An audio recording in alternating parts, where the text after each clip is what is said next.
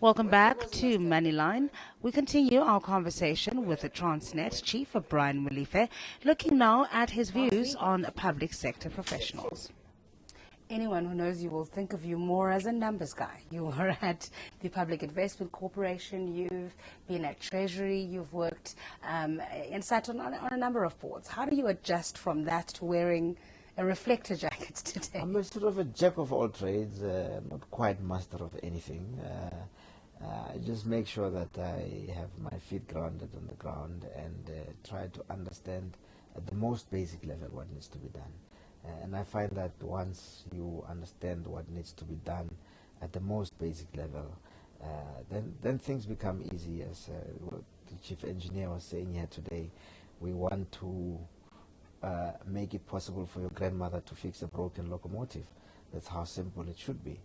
And that's the kind of language that I like, that we should break down everything to its logical sense and deal with it at that level.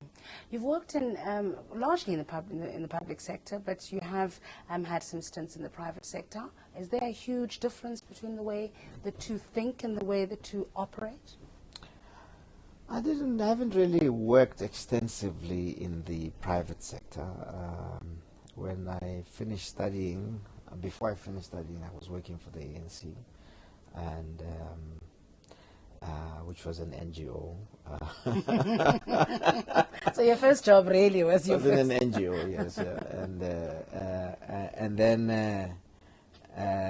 then I worked when I finished studying, I trained for a few months at the First National Bank as a foreign exchange trade dealer. And then I joined the Development Bank, and then the government, Limpopo government, and then National Treasury, and then the PIC. So in the last 20 years, really, I have really been in the public sector, yes. And you feel comfortable in the public sector? Oh, you feel this is where you can make your contribution? I think this is where the biggest impact can be made. After all, a lot of people have fought to be in the public sector, and it would be a shame if we ran away from it now that it is accessible to us. And you'd find, of course, that, as you say, we've got this vision for a country that we're trying to adapt, to change, to deal with our problems of poverty and unemployment.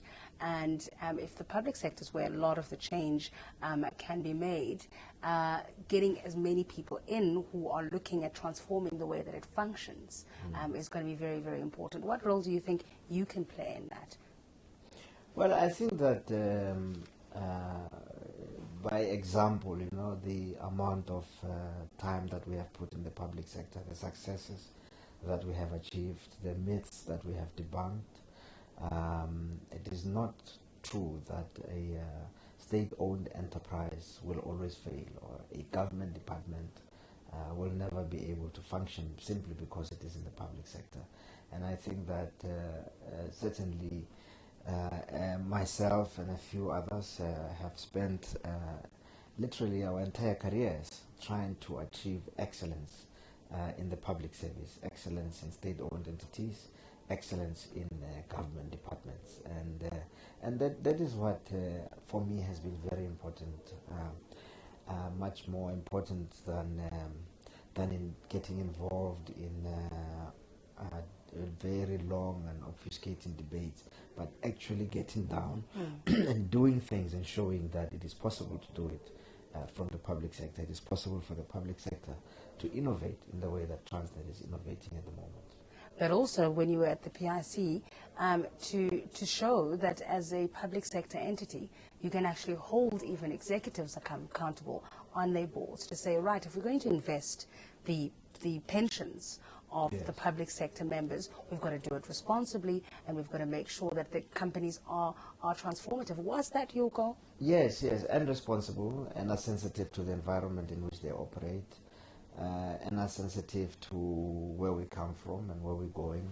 But most importantly, that governance, that companies in which the money of the public servants is invested, which is the public sector pension funds, is invested, is being administered by people with integrity and people that observe the highest standards of good governance.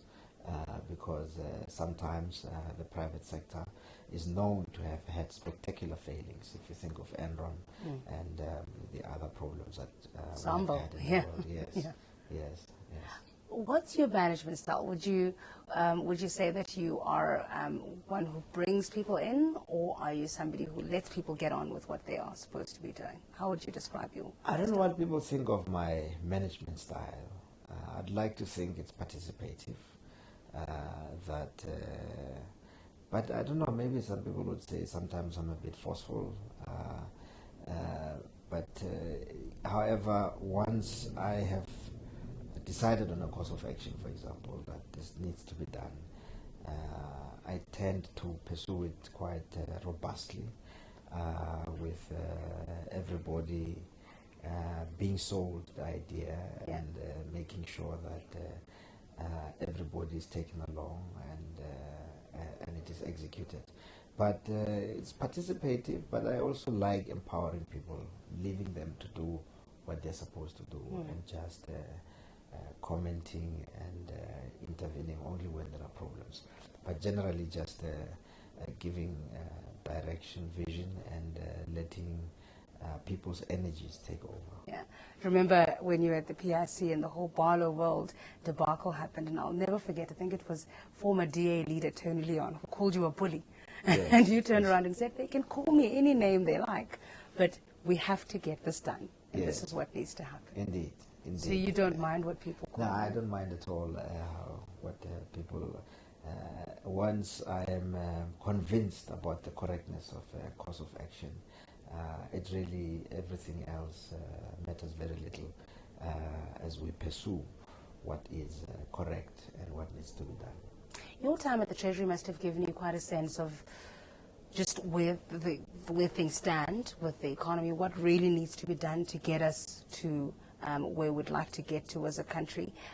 Did you ever look at it and feel we can do it, or did you think at times that, oh gosh, I don't know if we can get this done, this project of economic growth in this country? You know, at the Treasury, we had the leadership of Trevor Manuel. Now, with Trevor Manuel, there is very little room for thinking about failure. He is that kind of person, and once he had set us on a course and said this is achievable, we have to bring the deficit down, we have to rein in provincial spending, which is what my job was for a while, looking at the budgets of provinces who were spending way above what they had been allocated.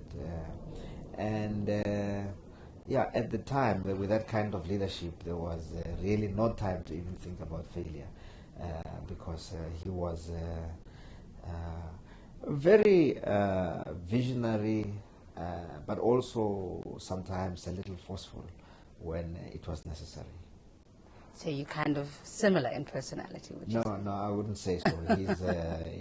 He's much more robust than I can ever hope to be. More with Brian Molefe after the break. Stay with us.